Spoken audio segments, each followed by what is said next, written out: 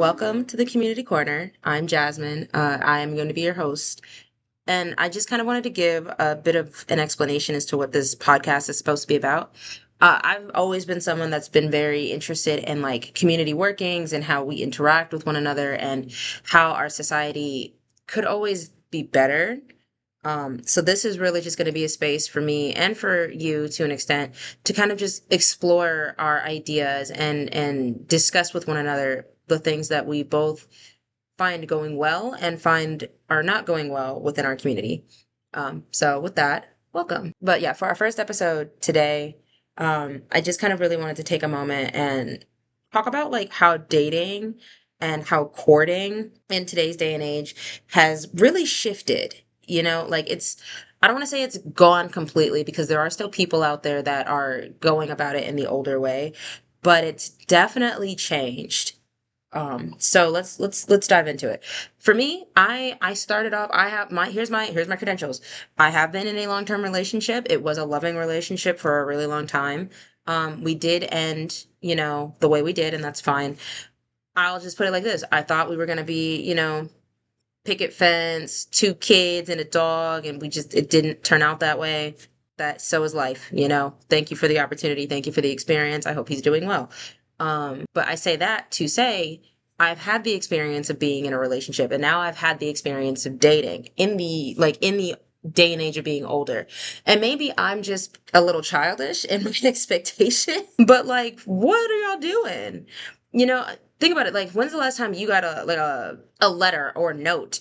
Or just even a text like that was more than just, good morning, did you eat, how was your day? Like that to me doesn't really signify like the same kind of passion that they were putting in those love letters back in the 90s, or how those old R&B singers used to be like singing out in the rain. They don't do that anymore. There's none of that anymore, which, again, times have changed, but like bring that back. Bring it back. That's just me. I say that to be like, also think about like the shows and the media we used to watch. Like, That's So Raven. There was, of course, she was a little boy crazy, but like there was that episode where, her current boyfriend, I think his name was Devon. He's standing outside her window with a boombox because she was grounded or she couldn't come out. She was sick. I don't remember the context, but he's out there, making an effort to show how much he cares and how he's willing to do this for her. In Girlfriends, we've got Sinclair and what's his name, Overton. Like those two had a whole slow burn. Like I'm getting ahead of myself. I'm just saying I feel like the way that people used to date and used to court just felt more meaningful. Like people still buy flowers sometimes, but it's not really a common thing. We're not really getting that same experience in our youth that we're getting now in our older age. And I'm someone who grew up with two loving parents. I grew up with two parents who love each other. I grew up with aunts and uncles who are in loving relationships. So I'm surrounded by that. I'm surrounded by the literal embodiment of if he wanted to, he would. Like if he wanted to, and I know that that's such an overused saying, but it has a lot of truth to it. Because even in like a female standpoint, if she wanted to, she would. Like if they really want to, if they really cared, they would make it happen, or they would do the best they could to get it to happen for you. Like that's just how it works. But like now it definitely seems like dating and like dating culture has shifted into like something that's just not very promising. Like it feels like nowadays if a man is like showing too much interest in a woman, then he's a simp, which basically just means that like he's too attentive and he's like too submissive to women, which I don't agree. But I digress. It's usually men, calling each other, simps whenever like they feel like personally I feel like it's whenever they feel threatened, whatever. But whenever they feel like their homeboys are doing a little too much for women, it's like, you're simping, you're white knighting, but I just don't understand saying that like he's paying too much attention to you as a woman, because isn't the end game to end up with a woman? Like if he's attracted to women, wouldn't it make sense for him to want to make sure that he's attentive to what the women in his life or the women he's interested are asking him? Like I just don't understand it. It doesn't make sense to me. To me. College educated, but yeah, it doesn't make sense to me. I don't know. Um But yeah, like there's the whole like simp and like white knight thing going on, which I tie to the red pill movement, and how like lately it feels like there is a large group of men who don't want to put in the effort that comes with courting you, but want all of the rewards that come with dating slash marrying you. So there's already kind of like this divide. And when I say that like a man should want to like have attention or should want to pay attention to a woman, I'm not saying he needs to like be the kind of guy in the TV shows who's like taking his jacket off and putting it over a puddle for a woman that like you've never spoken to and she's clearly on a date with another man. Like that's not what I'm saying. I'm just saying that being kind and being courteous, to people, especially to people you're interested in, is never a bad thing. Like that's never, I don't really see how, I don't know when that changed from being a good thing to being seen as a bad thing. Whatever. But yeah, I think that it's just become very interesting because we're seeing a lot of men being shamed for being in love in male spaces. Like you're talking to your homeboy and you're like, oh yeah, I'm talking to this girl. I really think that she and I might become something. And now more often than not, it's almost like they're clowning you for having the decision to want to be with someone else, or to not even to be with someone else, but to want to be with someone. Like when you go to tell your homeboys, like, oh yeah, I think I want to ask someone to be my girlfriend. It's almost like they ask why. Like they're not just like, oh yeah, congratulations. It's like why? Why do you want her to be your girlfriend? Damn, bro, do you want to be his boyfriend? Like, sorry, that was misogynist. That was fucked up. I probably won't put that in there. But it's really weird, it's become super dismissive almost, because the whole culture has shifted to more of a hookup culture and more of an instant gratification kind of interaction with one another. It's like if you can't get what you want within the first few instances of us speaking to one another, you're moving on already, which is not how dating works. Like that's not how courting works. Like to an extent, yeah. Like if you're not finding what you want, move on. But if you only want to get to a certain part and then you want to move on anyways, you don't want to date. You just want to, you know, boing. Sorry. I don't know. Um, but yeah, it feels like you're more interested in the physical or what they can do for you than becoming one and joining together as a union to become a team. And that's really what relationships are. It's like you want to be a team. So now instead of us being like women in most instances, because that's the experience I'm speaking from, instead of being wined and dined and like romanced, you're asking for clarification as to like, do you even see me as your girlfriend? Like, do you even do you even think of me in a way, romantically, romantically at all? Like, do you think of me outside of a physical aspect? That's basically what we're asking. And we're getting told like, oh yeah, we're cool, but like I don't do labels, or I don't do girlfriends, but we can still sleep together. And it's like, wow, like you swept me right off my feet to the bar stool. Like I'm gonna ask for a tequila pineapple because it's bad. It's not great. It's not great. And then to those who are lucky enough, God willing, you're lucky enough to get asked out on an actual date, you have to navigate through the minefield of like boundaries and establishing and standing on your boundaries, which is not the same thing as telling other people what you expect from them. And then if they don't do what you expect, you get angry at them. No, a boundary is I'm letting you know I don't do this, or I don't respect this. Like I don't take phone calls after 9:30 p.m. if we're not, at a certain point in relationship. For example, that boundary, if you call me at 10 o'clock, the response is I just don't pick up the phone. That's a boundary. Again, I'm digressing. I'm speaking about the wrong stuff. But I'm saying like to those who are lucky enough to be asked out on a date, are you being asked out on a date? Or are they asking you to hang out in so few words? Like something I've noticed is a lot of new age men will suggest that you go out. They'll be like, "Oh, we should go out." But when it's time to pay, it's like, "Oh no, I mean, I didn't ask you on a date. I just said we should go out." All right? What? Huh? You suggest Even if you didn't outright say, I want to take you on a date, if we are talking and you go, oh, there's this thing going on, I would love for the two of us to go. You're inviting me out. And I feel like no matter the gender, the first few times we're going on a date, if I invited you out, I will pay. But I'm more than likely not going to invite you out because I'm not that pressed about it, usually. And I also expect the male in the relationship. This is where that more traditional mindset comes in for me. I expect the man to ask me out if he's interested in me because I'm expressing my interest in you as a woman by reacting, by responding to you, by acknowledging that, okay, well, you've told me that you find me attractive. I've told you I found you attractive. You started this. You already started it. So I'm waiting for you to make the next step anyways. So that's what I'm saying. Like you kind of have to make the next step. But for me, there's a difference between hanging out and being on an actual date. For me, a date falls under like, going to a museum or an art gallery, and we don't have to dress up. I feel like people hear the word museum or art gallery and they're like, oh my God, you want to get dressed in heels and no, no, no, no, no. We don't have to get super dressed up. We just have to look decent, but a museum, an art gallery, a dinner, a game night, because I love game nights. You don't have to go buy 8 different, board games, but we could play it. We can have a pack of cards, maybe go buy Sorry or Monopoly if you're willing to get smoked in Monopoly.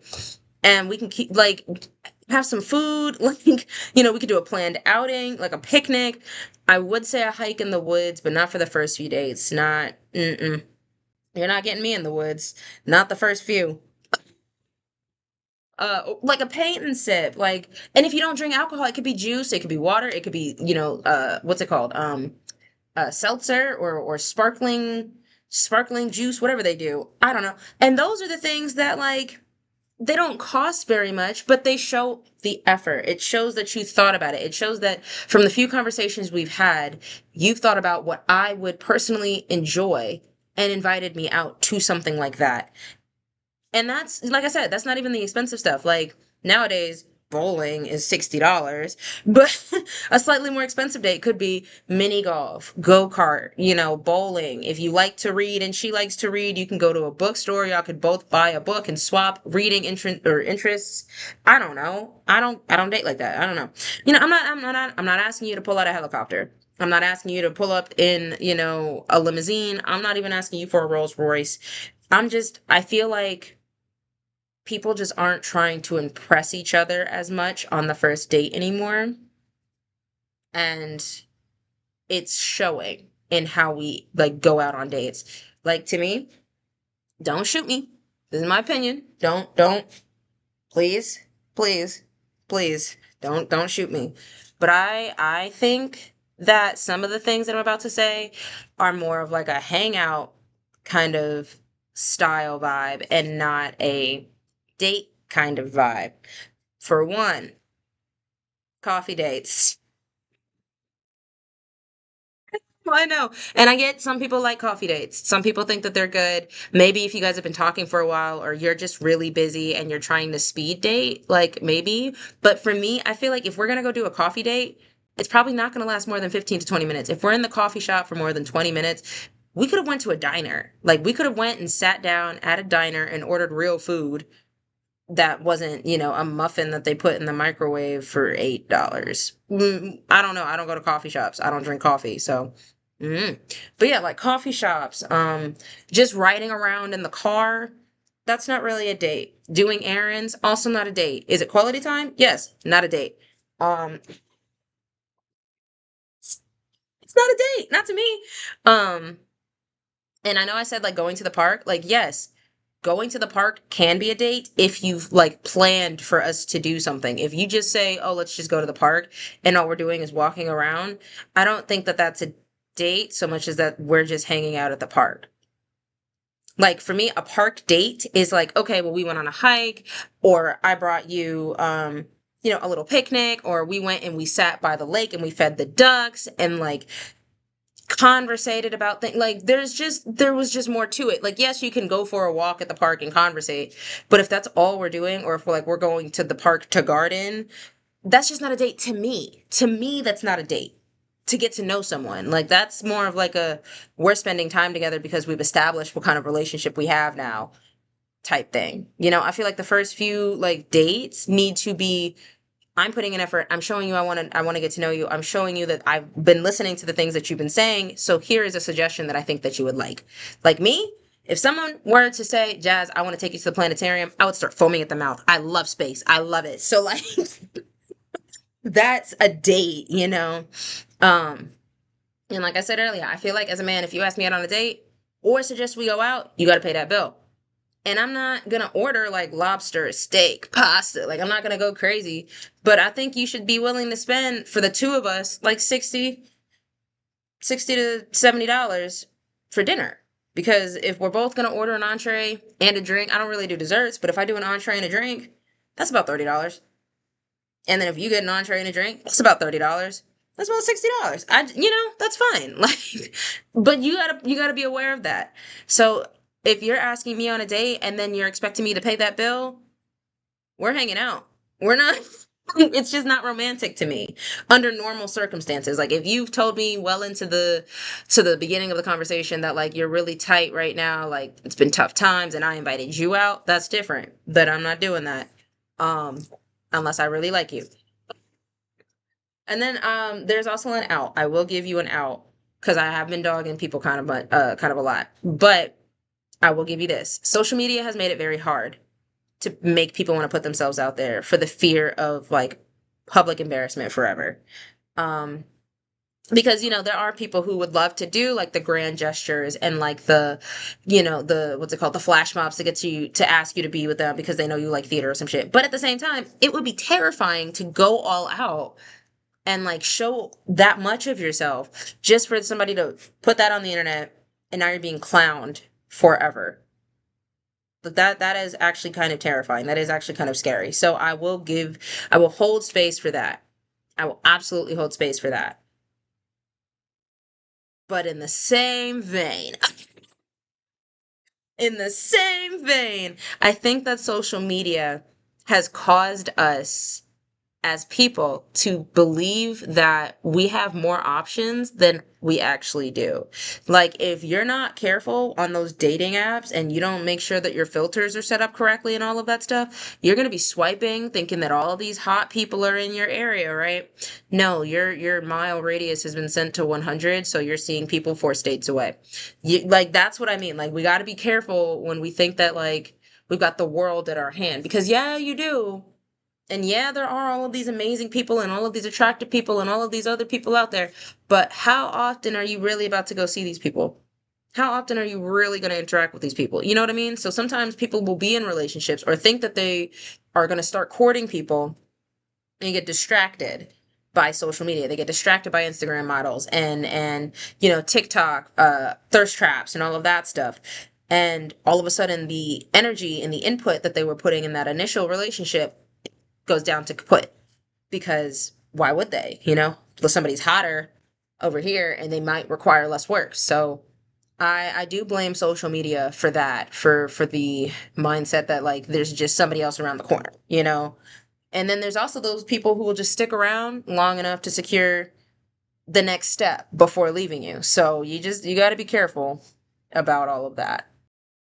I will admit that with social media there is also this like instant communication that, and like cell phones in general, instant communication that we didn't used to have back in the old days. Back when everybody had landlines and you had to kind of gauge when somebody got home from work or home from school. So you weren't spending all day talking to each other and breeding this level of familiarity with each other that you really don't know each other as much as you think you do. You've just been talking to each other every day. So now it's part of your routine. Like, you see what I'm saying? Um, I'm just saying that back then, there was this anticipation of like, oh, did he call or did she call? Did I have a missed call? Is there a voicemail? I'm home now. Like, is he going to catch me now? Like, you're waiting low key by the phone for this person. That we don't do that now. It's like, oh, I'll just text them and they'll text me back whenever. Or on the opposite side, if you do get a text or if you do text them and you don't get a response, now you're like, well, damn, well, what's going on? Like, people are so used to the immediate, like instant, literally, I am instant messaging. They're so used to it now that like, what are we getting out of like waiting on the phone? Or not even what are we getting out of it, but like it's screwed us up. It's really messed us up in terms of like having patience in dating and like being able to wait for someone and that excitement that comes with having to wait for someone, and when they're finally available, they're finally free. And I mean, yes, obviously people are still busy, but you can always get a quick text and be like, "Oh, I'll text you later. I'll do it." Versus you're sitting looking on the edge of your seat, like, "Oh my God, when are they gonna see my letter? Oh my God, have they gotten my phone call? Oh my God." Like there was always that like level of like, did they see it? Do they know? I also want to talk about like the behavior of men in the club and how that's kind of touched on like how they behave in romance and dating. But since I don't even plan on finding my man at the club, that might be a whole different video. That's a whole different topic. I'll just simply say this. There is a subsection of men that seem to want to be the baddest in the room, yet still want to date baddies, which is also causing friction because I don't know a single baddie that wants to date another baddie. I just don't. I just don't. So I'm seeing these women come and talk about their experience where they're dealing with these men who are outright expressing that they want to be the baddest bitch in the room. They want to be treated like the baddest bitch in the room, but still want to date these type of women, and it's baffling. Um, so we're definitely gonna have to touch on that and find out what's going on there. I'm actually very concerned about the state of men in that case. What are we thinking, you know? But I just think that all of these things have caused this shift. You know, they've created this shift in how we interact with one another, how we court one another, how we date one another. And it's just made it seem very disheartening, you know? Um and I know I've spent a lot of time just dogging the men around here, but I'm not saying it's just them. I'm not going to just sit here and be like, "Oh, it's just the men's fault, men, men, men." No, like sometimes there are definitely some women who are making this hard for us too. Like we've got these girls out here who are running into the guys that are courting and are trying to be respectful and are trying to help and like be like genuinely good men, and they're clowning them like, shut up, they're gonna stop, no." Like I saw this one girl on TikTok making a joke about like quote unquote joke about like, "Oh, 8 dates in and he still ain't tried to sleep with me. He must be scared of put like of coochie, or he respects you as a human being." You know what? Send him this way. Send him over here. Please send him to me because you don't know what you're doing, obviously. Um and like there's that, and I will admit that I don't feel like there are as many gold diggers as y'all be saying there are, but there are women out there who use men for like food or for, their money and to pay for their lifestyle, or try to clown them or scam them to pay for like their children and things like that. So there are people out there like that. And to that I will say just we have to in general be more vigilant. That is something that we do have to take into account in general when we're dating and like when you're interacting with someone, like how much they're asking you like for things and for you to do things for them versus how much they're willing to do for you. So that is something we do have to sit and evaluate. um and like I said, I did just want to shine a light on that too, and on like the poor behavior women, like knock it off, like they're ruining it for the rest of us. But I do just feel like, in all seriousness, like if you're not in the mood for a real relationship, if you're not in the mood and you don't really want to put in the work for an actual relationship, stop bothering people. A lot of the people that I'm talking about are actually people who just need to work on themselves and discover self-love and decenter, like, I know that this is something that people are saying a lot too, but they need to decenter romantic relationships in their lives so that they can become better people and therefore become better partners. Um, but I do feel like romance, it still has a shot, we have a chance. We're just gonna have to pray.